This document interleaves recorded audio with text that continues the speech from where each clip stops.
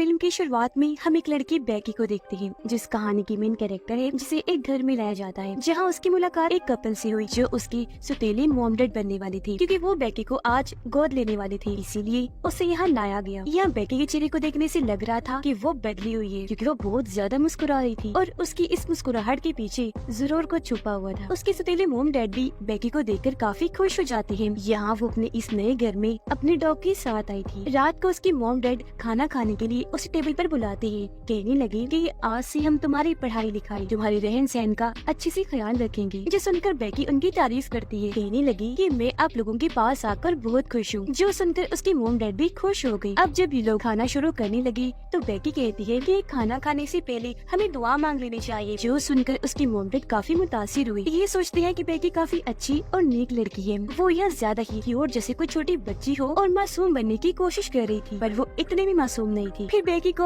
एक कमरा दिया जाता है जहाँ वो आराम से सो सके। उसकी मोम जब उसे गुड नाइट बोलकर सोने के लिए जा रही थी तो उन्हें वो मोम कहकर बुलाती है। जो सुनकर उसकी मोम को इतना अच्छा लगा कि खुश होते हुए वो वहाँ से चली गई। जिनके जाने के बाद वो अपने असली रूप में आ गई। उसके चेहरे की मुस्कुराहट झट से बदली और वो एकदम सीरियस हो गई। जिसके बाद वो अपने डॉग को लेकर यहाँ से भाग जाती है। और फिर ऐसे ही वो बहुत सारे अलग अलग घरों में गोद ली गई और ऐसे ही भागती गई, क्योंकि उसे आदत थी ऐसे उल्टे सीधे काम करने की। फिर एक दिन उसकी मुलाकात एक बूढ़ी औरत से हुई, जिसकी बेकी से दोस्ती हो गई और वो अब उसके घर रहना शुरू कर देती है, क्योंकि वो औरत उसे गोद ले चुकी थी। जिसके बाद उसने एक होटल में काम करना शुरू कर दिया। यहाँ बेकी हमें बताती है कि एक दिन कुछ नाजी टेररिस्ट यानी दहशत गर्दों के ग्रुप ने मेरे घर पर हमला करके मेरी मोम डैड को मार डाला, क्योंकि वो लोग एक खुफिया चाबी की तलाश कर रहे थे। वो चाबी हमारे घर में छुपी हुई थी जो अब मेरे पास थी। तो मेरी मोम डैड को मारने के बाद उन्होंने मुझे भी कैद कर लिया, लेकिन फिर मैंने उनको मार डाला और मैं उनकी कैद से भाग गई। फिर दिखाया गया कि बेकी आज भी लड़ने के लिए तैयार है। वो जंगल में जाकर जबरदस्त ट्रेनिंग करती है, जिससे वो काफी अच्छी तरह लड़ना सीख गई। अब जिस औरत के साथ वो रहती थी उसका घर जंगल के पास ही था, इसलिए बेकी ने वहाँ ट्रैप्स यानी जाल भी सेटअप किए हुए थे ताकि कोई भी यहाँ ना आ सके। अब बेकी उस बूढ़ी औरत के साथ खाने के लिए बैठी होती है जिसने उसे गोद लिया हुआ था, पर वो बेकी से प्यार नहीं करती थी। उसे भी समझ नहीं आती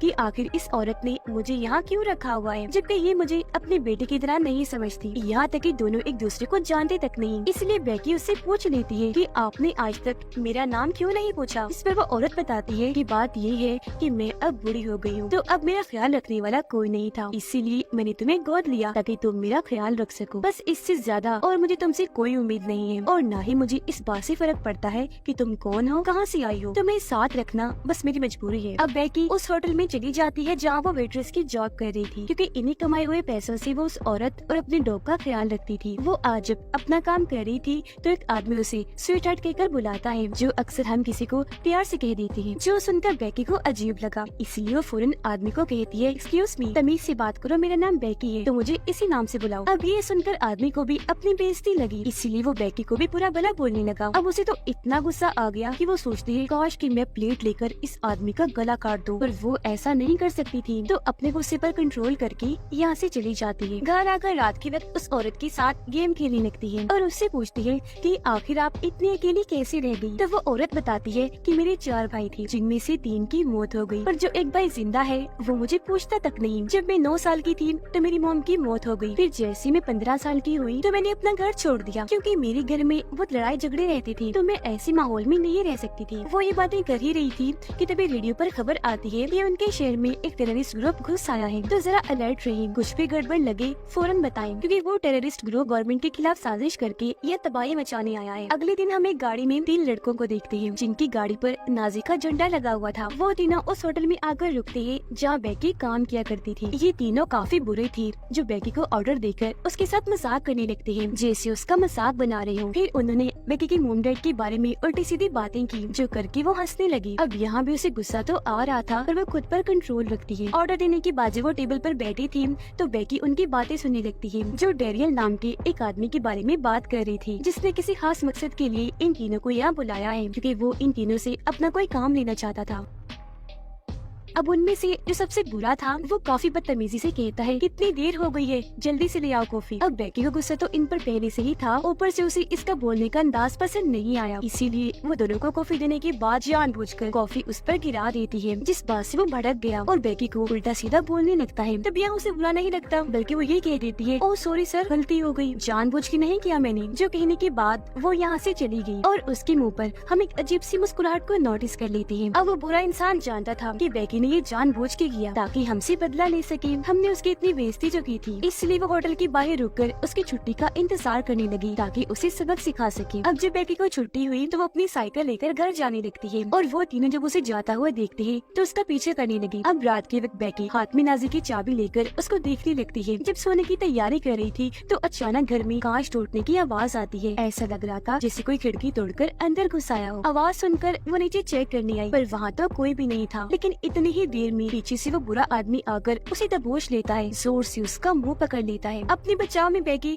पीछे की तरफ अपना सर मारती है जो उस आदमी की नाक पर लगा, जिससे उसका खून बहने लगता है। फिर दूसरा लड़का उस पर गन तान के कहता है कि शांत खड़ी रहो, कोई होशियारी करने की जरूरत नहीं है। ये देखकर बेकी का डॉग उस पर हमला करने के लिए आगे आया, लेकिन वो उसे बेसबॉल बैट से मार मार कर बेहोश कर देता है। जिसके बाद वो बेकी पर गन तान कर उसे परेशान करने लगते हैं। कहते हैं कि आज अपना बदला लेकर ही जाएंगे, पर तभी पीछे से वो बूढ़ी औरत गन लेकर आ गई जो उन पर तान कर कहती है कि अपनी गन नीचे रखो और मेरा घर छोड़ो, दफा हो जाओ यहाँ से। ये सुनकर वो लड़का गन नीचे रख देता है, लेकिन जो सबसे बुरा आदमी था उसे बहुत गुस्सा था, इसीलिए वो गन उठाकर बूढ़ी औरत को शूट करके जान से मार डालता है। ये देखकर बेकी काफी घबरा गई, जोर से चिल्लाने लगती है और उन लोगों पर हमला करने के लिए फौरन उठी, लेकिन वो बुरा आदमी उसे थप्पड़ मारकर साइड में धक्का देता है। बेकी एक जगह पर टकराई और नीचे गिरकर बेहोश हो जाती है। अगली सुबह जब उसकी आँख खुली तो वो बूढ़ी औरत को मरा हुआ देखकर काफी दुखी हो जाती है, क्योंकि वो एक अच्छी औरत थी जिसने इतने अरसे से बेकी को अपने घर में रखा हुआ था। यह बेकी को अपने डैड का ख्याल आया कि वो भी मेरा ऐसे ख्याल रखती थी जैसे इस औरत ने रखा, लेकिन फिर उन टेररिस्ट ने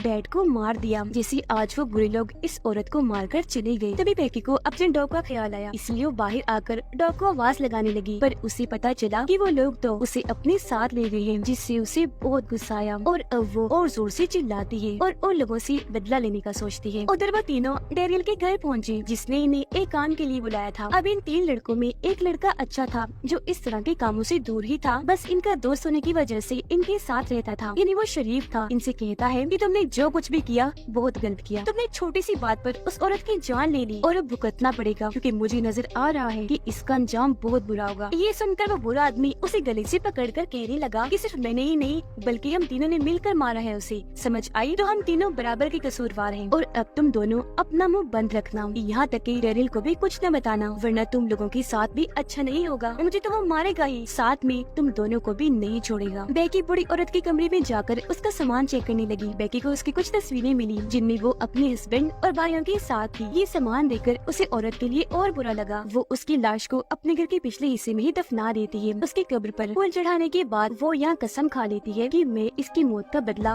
अब लेकर ही रहूंगी। वो अपने कुछ ट्रैप्स इन्हें जाल तैयार करती है उन बुरे लोगों को उसमें फंसाने के लिए, ताकि वो उन्हें सबक सिखा सके। जिसके बाद लाल रंग के कपड़े पहन लेती है क्योंकि ये उसका पसंदीदा रंग था और दोबारा से अपनी प्रैक्टिस करने लगती है। वो यहाँ डेरियल के बारे में सर्च करती है कि वो कहाँ रहता है, क्योंकि वो तीनों डेरियल के बारे में ही बात कर रही थी। जहाँ उसे पता चला कि शहर में डेरियल नाम के बस 2 ही लोग रहते हैं, इसीलिए पहले वाले के पास जाती है जहाँ उसे एक बड़ी औरत मिली। बेकी उससे पूछती है कि आपका नाम डेरियल है, जिस पर वो जवाब देती है कि हाँ मैं डेरियल ही हूँ, पर तुम्हें क्या काम है मुझसे? बेकी पूछती है कि आपसे 3 लोग मिलने आए हैं, जिस पर वो कहती है कि नहीं 3 लोग तो क्या, मुझसे तो कभी एक इंसान मिलने तक नहीं आया, मैं यहाँ बिल्कुल अकेली रहती हूँ। ये सुनकर बेकी समझ जाती है तो फिर जरूर वो दूसरा डेरियल होगा।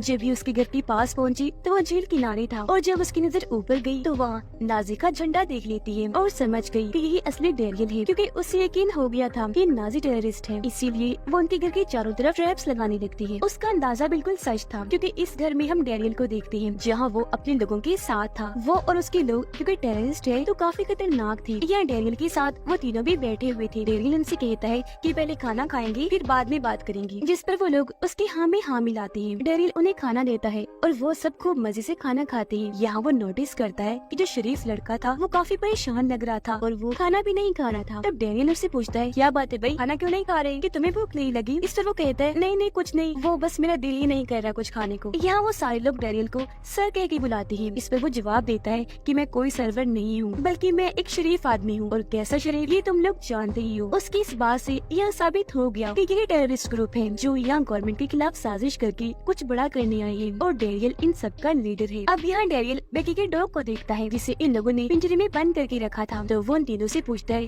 कि इस डॉग को यहाँ क्यों लाई हो, क्या कहानी है इसकी। इस पर वो बुरा आदमी बताता है कि ये डॉग एक लड़की का है, जिससे बदला लेने के लिए हम उसके डॉग को यहाँ ले आए हैं, ताकि उसे सबक सिखा सके कि उसे हम लोगों से नहीं उलझना चाहिए था। अब बेकी इनके घर के पास आ गई थी, जो छुपकर इनकी बातें बड़े गौर से सुन रही होती है। वो भी पिछले रास्ते से जाकर एक कमरे के पास आ गई, जिसकी खिड़की खोलकर वो अंदर दाखिल हो जाती है। टेबल पर पड़ी वो बहुत सारी फाइल्स को देखती है, जिन्हें देखकर उसके होश उड़ जाते हैं, क्योंकि उसे पता चल गया था कि ये टेररिस्ट ग्रुप यहाँ पर धमाके करने आए हैं। तो वो उन फाइल्स की तस्वीरें बनाकर और भी छानबीन करने लगती है। अब शरीफ लड़का जब वॉशरूम में जा रहा था तो डैनियल भी उसके पीछे जाने लगता है। एक जगह रोकर उसे कहता है कि मैं जानता हूँ तुम लोग मुझसे कुछ छुपा रहे हो, इसीलिए अब मुझे सच बताओ कि तुम लोगों के साथ क्या हुआ और तुमने ऐसा क्या किया जो तुम मुझसे छुपा रहे हो। इस पर वो फिर से मना कर देता है कि नहीं कुछ भी नहीं है ऐसा वैसा। जिसके बाद डैनियल उसे अपने साथ कमरे में ले जाने लगा, और क्योंकि बेकी उसे कमरे में थी इसीलिए उनकी आने की आवाज सुनकर जल्दी से बेड के नीचे छुप जाती है। डैनियल उसे वो फाइल सिखाकर अपना प्लान बताता है। फिर लैपटॉप में एक पेन ड्राइव लगाकर उसे खुफिया जानकारी देता है कि हमें ऊपर से ये ऑर्डर्स मिले हैं कि इस जानकारी को शहर के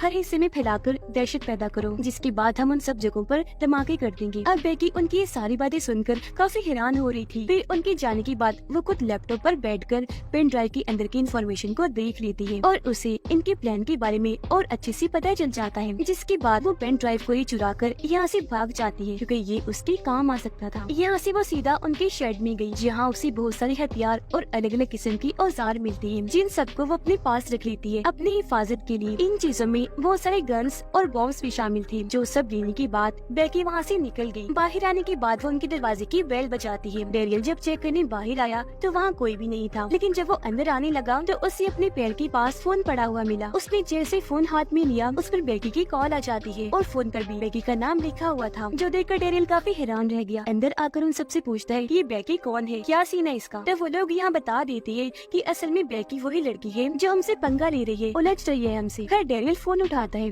और उससे बात करके पूछता है कि आखिर अब तुम क्या चाहती हो। इस पर वो कहती है कुछ खास नहीं, और हाँ तुम्हारा पेन ड्राइव मेरे पास है, अगर तुम्हें वो वापस चाहिए तो चुपचाप मेरे डॉग को मेरे हवाले कर दो। ये सुनकर डैनियल काफी हैरान रह गया कि पेन ड्राइव उसके पास कैसे गया। दिमाग लगाकर वो ये अंदाजा लगाता है कि जरूर वो चुरा कर ले गई होगी, और क्योंकि वो घर के अंदर आई थी तो घर के आसपास ही होगी। पर पेन ड्राइव उसके पास होना बहुत बड़ा मसला खड़ा कर सकता था। इस पर वो बुरा इंसान डैनियल को कहता है कि आप फिक्र न करो, वो आसपास ही होगी, तो मैं बाहर जाकर उससे बात करता हूँ।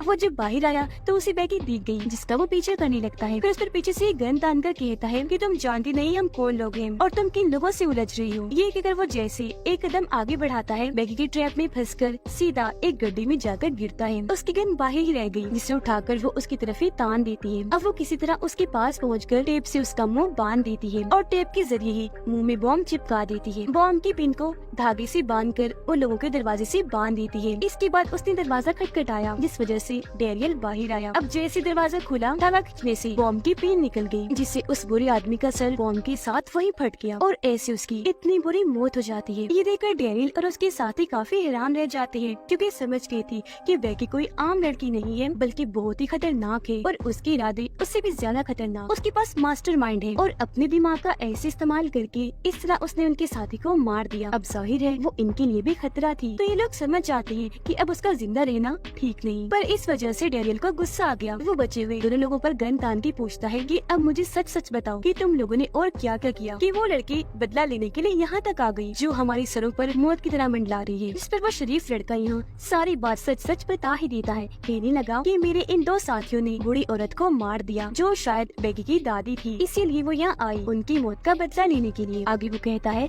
कि अब मैं यहाँ से बाहर जा रहा हूँ ताकि सारी बात पुलिस को बता दूँ, क्योंकि जो इन्होंने उस बूढ़ी औरत के साथ किया सच में बहुत गलत था। हालांकि वो सारे लोग उसे ऐसा करने से मना कर रहे थे, पर वो किसी की भी सुनने को तैयार नहीं था। ये देखकर डेरियल का दिमाग खराब हो गया, इसलिए उसके पास जाकर उसका सर मरोड़ देता है, जिससे उसकी गर्दन की हड्डी टूट गई और वहीं उसकी मौत हो जाती है। अब बेकी दोबारा डेरियल को कॉल करती है, कहने लगी कि तुम्हें समझ नहीं आ रही, पेन ड्राइव चाहिए तो मेरा डॉग वापस दे दो। ये सुनकर डेरियल के एक आदमी को बहुत गुस्सा आ गया, इसलिए वो बाहर जाकर जोर जोर से कहने लगा कि बेकी तुम जहाँ कहीं भी हो सुन लो मेरी बात, तुम्हारी मौत पक्की है, मैं तुम्हें छोड़ने वाला नहीं हूँ। अब दूर बैठी बेकी उसे देख रही थी, उसने हाथ में तीर पकड़ा हुआ था, जिससे वो सीधा उस आदमी पर वार कर देती है, जो तीर उस आदमी के मुंह के आर पार हो जाता है। उसकी मौत तो नहीं होती, पर ऐसा होने से उसे काफी तकलीफ होने लगी, इसलिए वो जल्दी से अंदर आ जाता है। डेरियल उसका तीर निकालता है और उसका बहुत सारा खून निकलने लगा, जिस वजह से उस आदमी को बहुत गुस्सा आने लगता है। डेरियल उसे समझाता है कि तुम परेशान ना हो, उसे मैं पकड़ लूंगा, लेकिन वो उसकी एक नहीं सुनता और बेकी से बदला लेने के लिए बाहर निकल जाता है। बेकी जानबूझकर उसके सामने आ गई, जिसे देखकर वो उसके पीछे भागने लगा। वो भी भागी और उसे अपने पीछे शर्ट में ले जाती है। अंदर डेरियल बचे हुए तीसरे बुरे लड़के को पकड़कर उस पर गुस्सा करने लगा, कहता है कि ये सब कुछ तुम लोगों की वजह से हुआ, तो तुम यहाँ अंदर क्या कर रहे हो, तुम भी जाओ बाहर और कैसे भी करके बेकी को ढूंढ कर लाओ। अब वो बाहर आ तो जाता है, पर गाड़ी लेकर यहाँ से भाग गया, क्योंकि उसे इस मसले में पड़ना ही नहीं था। डेरियल का जो आदमी शर्ट में बेकी के पीछे गया था, वो उसे पकड़ लेता है और बुरी तरह उसे मारने लगा, लेकिन बेकी नीचे से उसकी तरफ गोली वाला बॉम्ब फेंक देती है, जिस वजह से उसे खांसी होने लगी। उसका दम इतना घुटा कि वो बाहर आ जाता है। तब बेकी भी उसके पीछे बाहर आ गई। बूढ़ा आदमी माफी मांगने लगा कि मुझे माफ कर दो, मेरी फैमिली है, छोटे छोटे बच्चे हैं। अब यहाँ एक टाइम पर बेकी उसे छोड़ने के लिए मान गई, लेकिन जब उसे याद आया